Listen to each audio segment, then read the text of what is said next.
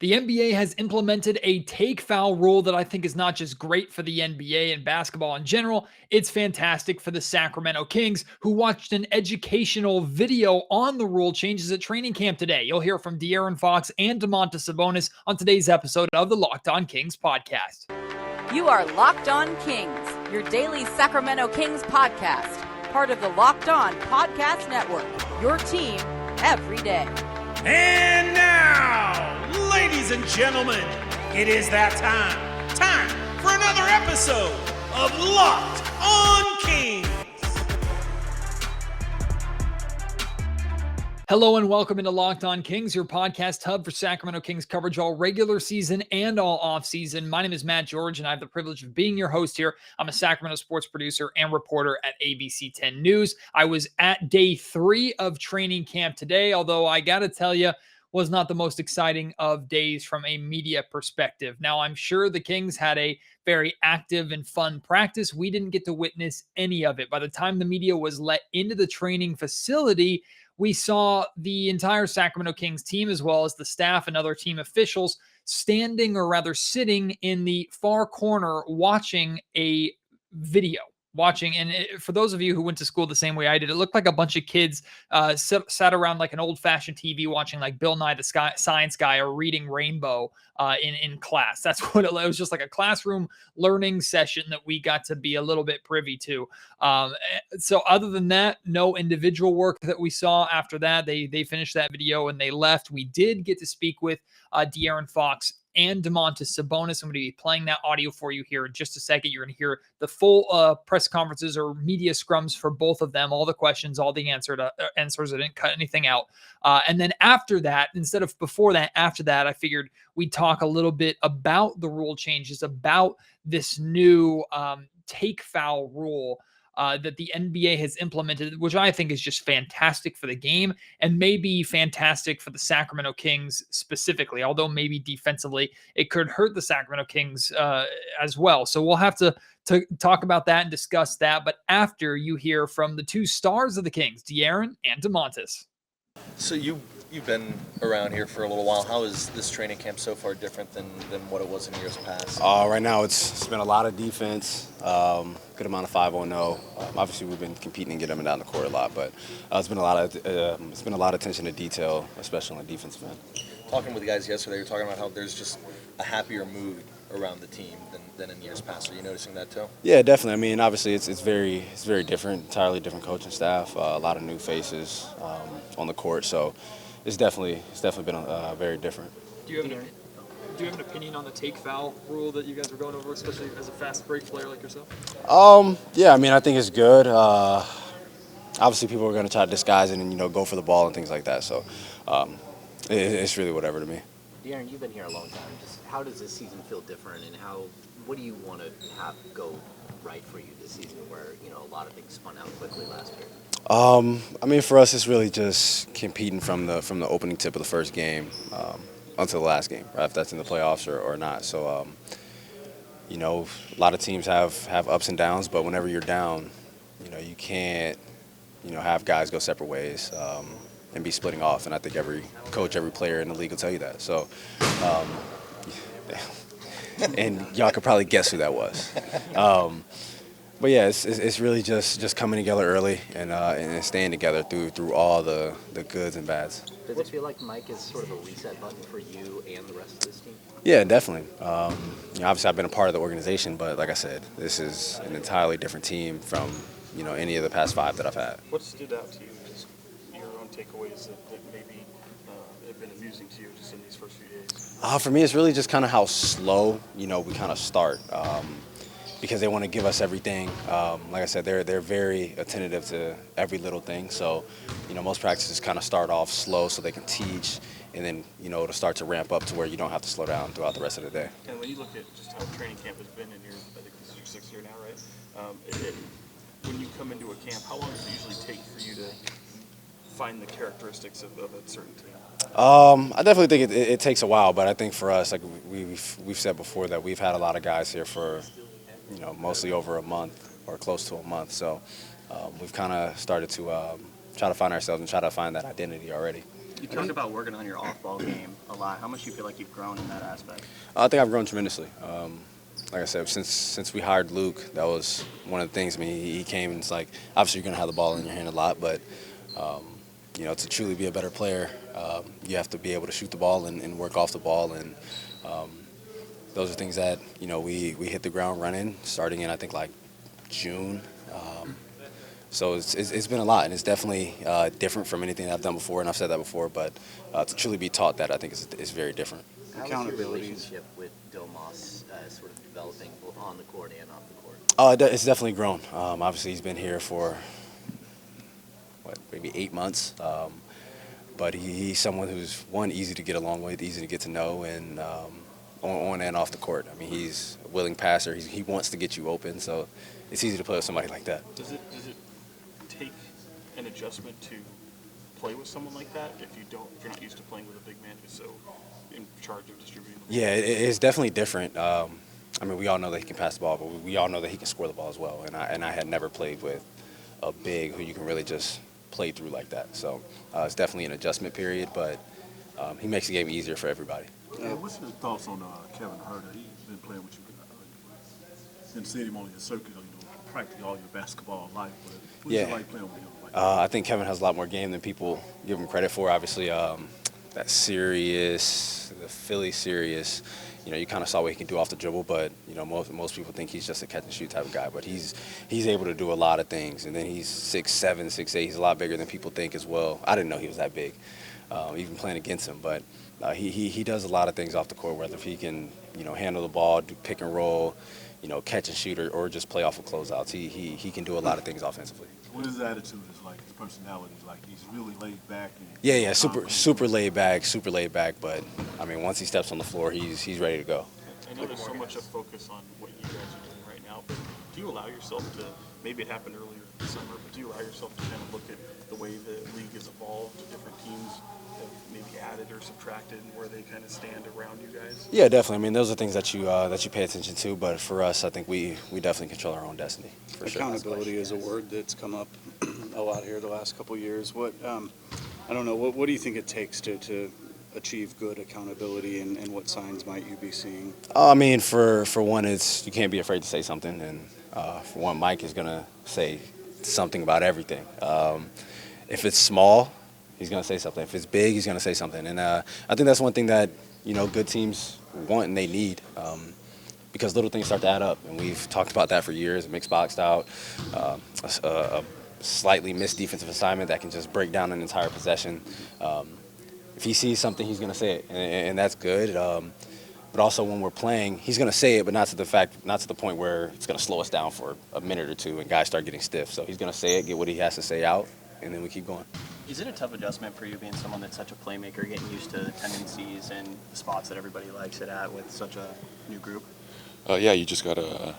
The more you play with the guys, you gotta learn where they like the ball and what areas and stuff like that. But with the new system coaches are putting in, we're still all just trying to find our spots. How was it going through your first camp here in Sacramento? Going great. Weather's awesome. Coaches are doing a great job. Guys are full of energy, so it's great. Does it, because you came in the middle of the season last year, does this feel like a fresh start, like a complete reset, especially with the new coaching staff? Yeah, of course. It feels, I would say it feels completely different. Like a lot of new faces. It feels like it's a whole new team, just the same facility. What do you think you're excited for most, being able to spend the full season, getting to know new teammates, coaches, things like that? It's definitely easier, to play once you get to know your players more and more. And the more games we have, the more practices. Going through a training camp is going to help us a lot. How is your relationship with De'Aaron, both on and off the court, sort of developing that chemistry? It's great. It's great. Both of us are trying to do what's best for the team. We're in training camp. Everyone's just trying to learn everything the coaches want us to do, and hopefully this afternoon practice we get to play up and down a bit, so it's going to be more fun on our side. He's talked about learning to play off the ball more. Yeah. I imagine moving with you. Yeah. And what are you seeing from him in that way? And is you guys developing some? Coach really wants us to play off the ball in general, and if Fox and I can develop our two-man game doing that, it's going to be even harder to stop, because when it's just pick and roll, eventually it's gets easier to guard after a period of time. But if we can develop an off-ball game, then it's going to be really tough. You talked about getting up and down the floor a lot more. We saw some highlights last year of you taking the ball up the floor. What do you feel about your part of the transition game, how you can fit in with a speedy Fox and other? I think it's great, because sometimes I can push it, he can push it. We got a lot of athletic wings out here, so it makes it easier for me to find other players or finish myself. Since we got shooters now, they might not help as much. How comfortable are you trying to make an impact off of the ball on offense? I'm comfortable. It's been my game as long as I can remember. And here I'm just having a bigger stage to do it. Do you feel like you're having to play catch up since you missed all the time working out with everybody before camp started when you were off in Europe? Not really. This is day 2 of training camp. Everything they did in summer is you can't imitate it. We come here, they're explaining everything from scratch. So not really. What is your thoughts, your perspective about playing with Kevin right now? I mean, you're going to be hitting on that wing a lot. Yeah. Oh, he's great. He's a knockdown shooter. He can also play the pick and roll, and that's what I'm most excited about. He's a smart player, and I feel like we're both going to help each other on the court. Domas, last year you guys were, I think it was 27th in defense. I mean, in rebounding. How do you get these guys to rebound with you? I know you're a great rebounder, but in order to go up the ranks, you got to get out. Everyone has to be involved, especially nowadays in the league. Everyone's crashing. There's no transition. Everyone's just crashing in. So it's tough because you're in a play and you're in the help side or weak side, or even in the pick and roll, and then suddenly everyone's crashing in. So just got to get that stamina up where you just got to always find your man. What's it going to take for this team to be better defensively? Energy, focus, just pushing ourselves to be better. Coach is putting in all of his defensive rules. They're pretty straightforward, and I think that's going to help us. Rashawn, think early next week, it's a preseason test. I mean, do you just feel that it comes at the right time, or I know you're not scheduled? Oh, as players, we're happy. The more games we can get, better. And that's where we can really. That's more like a practice for me, I would say, because it's real defense, real game. Then you really see where you're messing up or you're doing great, and those are real live reads. So I think it's going to be good for us. Is it tough for some guys in camp, especially in that first week, especially guys who are established, to know they're going to be here to show a physicality in camp, whereas when you go up against opposition, you want to show that physicality? I guess, you definitely want to save your body sometimes, especially as a big guy, and be banging all training camp, but at the same time, we're trying to change the narrative here and lead the team to better things. So with Fox and I, we got to show that since day one. Rashawn thinks you guys will fit really well together. What do you think about pairing in the front court with him? I think it's great. I think there's definitely going to be times where coach is going to want to use us together. I don't know how long, in minutes or quarters, and we're going to try and do it to our best ability. Now it's training camp, so there's a lot of players, but as the roster gets decided, I feel like we will practice that more. What do you have presence of Nemias out there on the court? Yeah, I think he's great. He's improved a lot over the summer. He's worked really hard, and I'm excited for him. Hopefully, he gets an opportunity to show what he's been doing. You've heard about the playoff drought here and how long everybody's kind of waited to get back there. What have you kind of allowed yourself at all to think about what that might be like to be a part of kind of a special run if you guys can do that? It's. Everyone gets asking that question, but it's a new year. We're a whole new team, whole everything. Everybody has that same goal, is to come and have a successful season. And by doing that, if we also break this streak, obviously it would be really special, and it would mean more.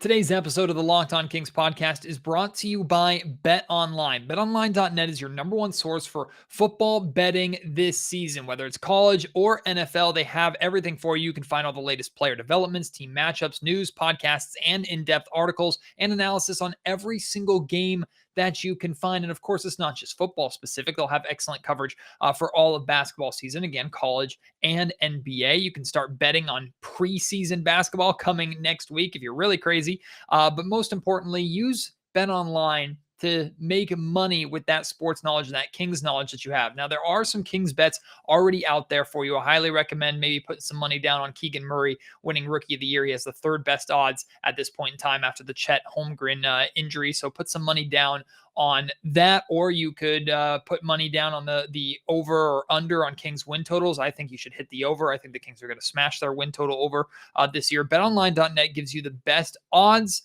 the best lines, the best prop bets, the best future bets that you can possibly find. It's a great way to make money, and it's preferred by sports fans. And plus, in addition to, of course, football and basketball with the MLB playoffs coming, you can gamble on all of that. And if you're into like MMA, boxing, golf, they have stuff for that as well. Head to betonline.net or use your mobile device to learn more at BetOnline, where the game starts.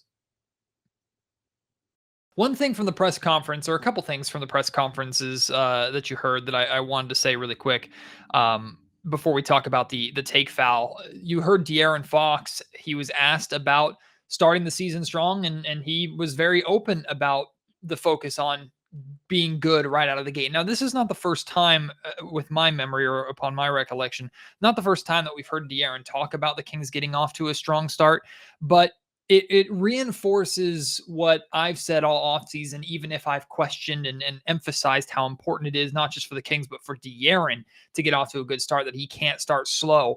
De'Aaron's aware of this. He knows this. He knows that that was an issue, particularly last year, but it's been an issue throughout his career, kind of easing his way into the season or taking a little while to get going, to where the Kings are already in a bit of a hole by the time he is reaching that form that we expect from him, maybe an all-star caliber form.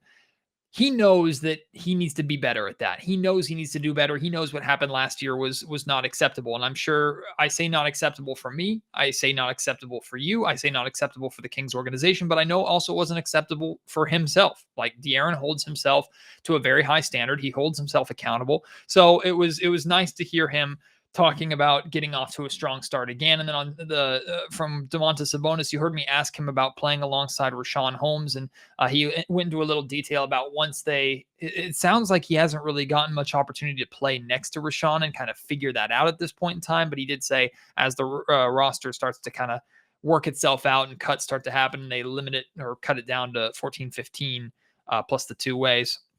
Sounds like that's the opportunity, or that'll be the time where Richaun and Sabonis get some time working together. But let's talk about this take foul, which I think is first and foremost amazing for the NBA. Now, just so you know, the take foul rule is when, let's say, De'Aaron Fox is running in transition, trying to get out on the fast break. He is one-on-one with a defender essentially, and he's the faster guy. They're backpedaling. He's going full speed ahead.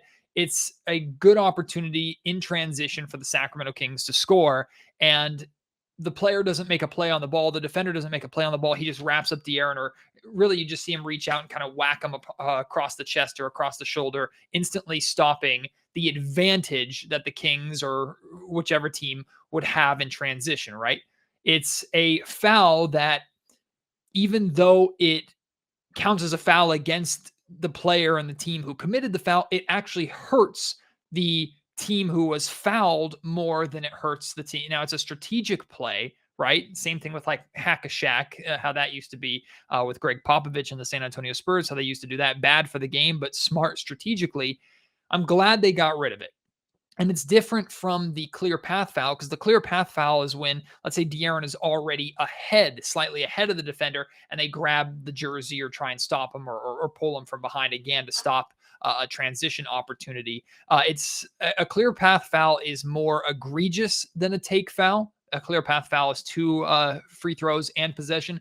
The take foul is 1 free throw and then possession. And I'm reading here that any player on the offended team can attempt the free throw. So if De'Aaron's getting out in transition, he's fouled, but let's say Kevin Harter is a better free throw shooter than De'Aaron Fox is. Kevin Harter can take the free throw for De'Aaron, and then the Kings get to inbound the ball, I think, at half court. So it is going to limit the excitement, or it's going to stop the limitation of excitement.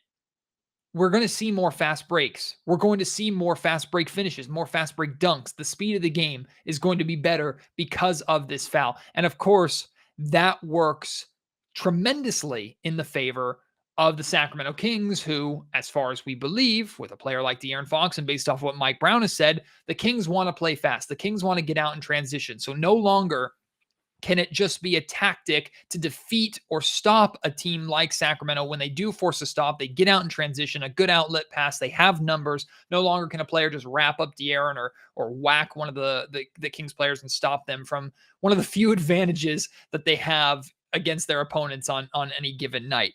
I think it's great for the Kings. I think it's great for the game. Another side note that I forgot to mention here is that there is an exception to the take foul rule. Within the final 2 minutes of the fourth quarter or overtime, the take foul rule does not apply. As far as I understand, the reason for that is because at that point it's an intentional foul. Because at the end of games and during overtime, intentional fouls are necessary for teams. For example, let's say the Kings are down by 2 and they don't have possession. And if a team were to inbound the ball quickly and start running up and down the floor, and then De'Aaron goes over and wraps up the point guard to try and get him to shoot free throws, if this rule didn't have the exception, technically that would be a take foul because he's not trying to make a play on the ball. He's just trying to wrap the player up, and the player can claim, hey, I'm running up and down the floor. I should get a free throw and possession. So to remove that gray area, they are saying that the take foul does not exist essentially in the final 2 minutes and in overtime, so intentional fouls can't happen. As far as I understand, that is the reasoning for it. I have not heard any explanation other than that as to why that would be the case. But also with a team like the Sacramento Kings who struggle defensively, this could end up hurting the Kings from time to time. And actually, I asked De'Aaron about the rule, and you kind of heard him talk about it a little bit too. And he mentioned that players are going to claim that they're going for the ball when they're actually not. So it's not going to be a foolproof fix-all plan. There are going to be times where it's left up to referee interpretation, which can get muddy.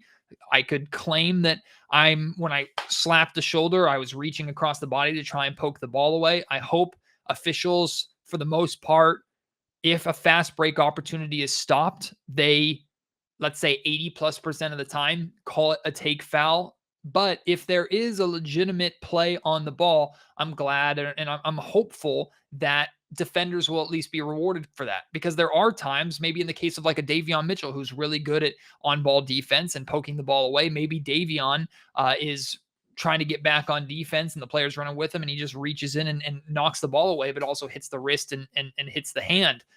In that case, it is a foul, but if he was making a play for the ball that was right next to him, he should not be penalized for that. So there's going to be, I'm sure, some times where it helps the Sacramento Kings tremendously.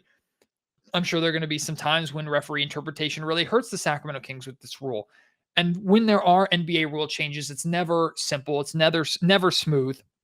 So we're going to see some kind of pushback and maybe some kind of adaptation. But overall, I think this is fantastic for the NBA. I think it's fantastic for the game of basketball. And it really works in the favor of the Kings, who I believe are going to play a fast-paced style. So if you have thoughts on this take foul, if you have thoughts on anything that De'Aaron Fox and Domantas Sabonis said, please send them to me. Let's talk about it at MattGeorgeSack on Twitter. Email me, mattgeorgesports@gmail.com, or leave your thoughts in the YouTube comment section down below. So just so you know, there will not be a Locked On Kings podcast tomorrow because there is no Kings training camp availability tomorrow. Now, I do believe there is still a practice going on. I'm not sure about that. I believe they're still working. There definitely will be individual work, if nothing else, but there is no media availability tomorrow, giving the players and the coaches a day off from all of us and our cameras and things like that and our questions. But we will be back on Saturday for the final training camp media availability before the Kings go to, I think it's Los Angeles, right? For their first preseason game. So keep that in mind.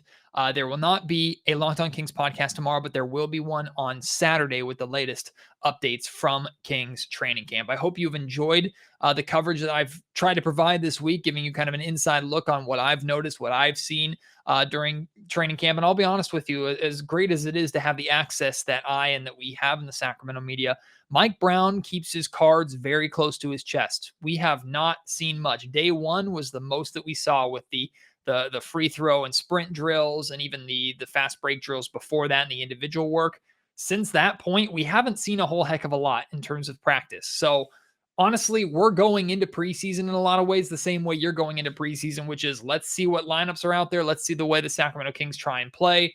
We haven't seen a lot of that at all. Normally, we get some glimpses of scrimmages and lineups and partnerships and pairings and things like that. With the exception of jersey colors, we have no freaking idea. So we'll figure it out together. But I've still been able to get some really good audio, some good sounds, some good interviews, and some very interesting observations inside the Kings practice facility this week. And I hope you've enjoyed that, of course, along with our behind the scenes look at Kings Media Day on Monday. If you missed any episodes, go back and check them out. Of course, join me on Saturday's episode and future episodes.